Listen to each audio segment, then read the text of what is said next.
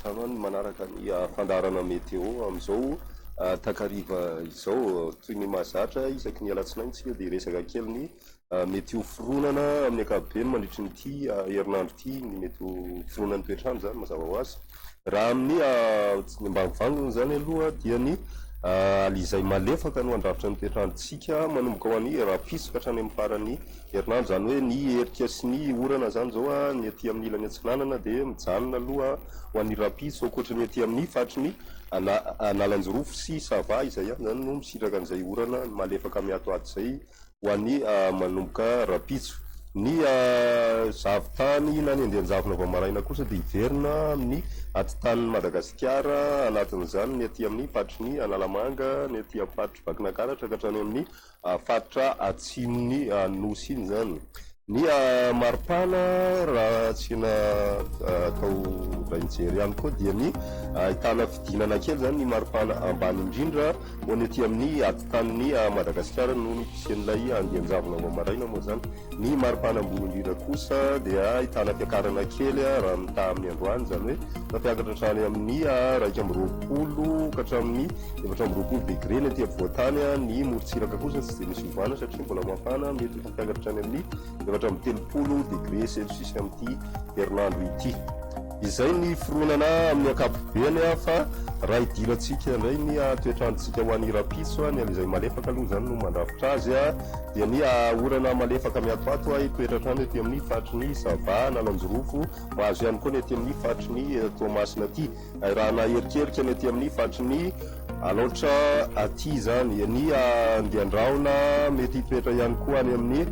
tendrony avaratry ny nosy zany hoe ny fatry ny diana iny zany mety hitanan'izay ny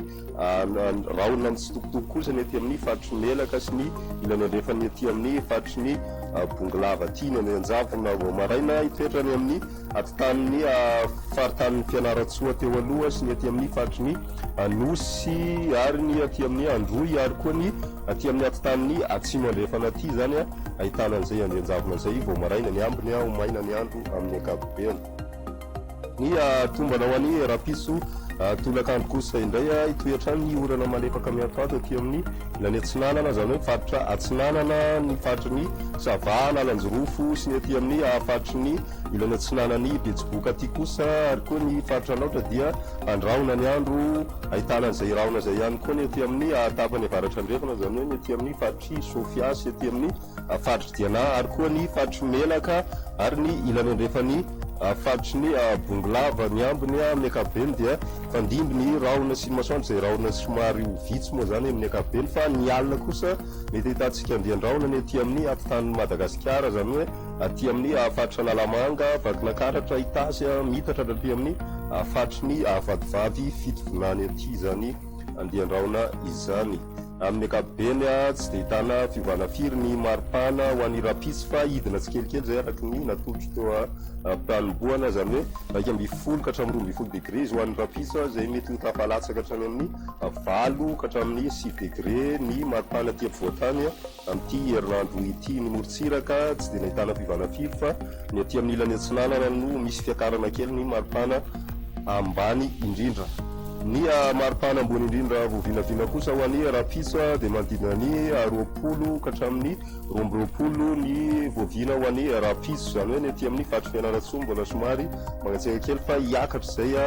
manomboka ny any amin'ny alarobia anoany zany dia vatombanana hiakatra tsikelikely zay maripana zay ny any Majengany no mafana indrindra satria dia 30 degré celsius ny maripana voavinavina